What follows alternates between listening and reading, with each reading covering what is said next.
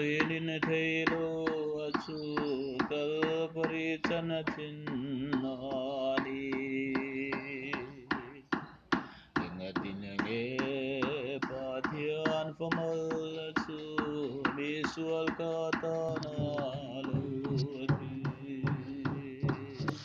kalpari kalpari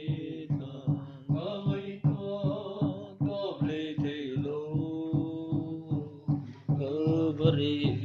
Kalvari,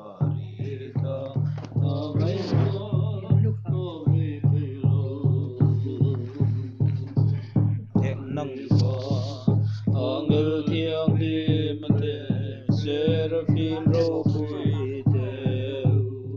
nitin dal parong bol tu le adu zong ti thi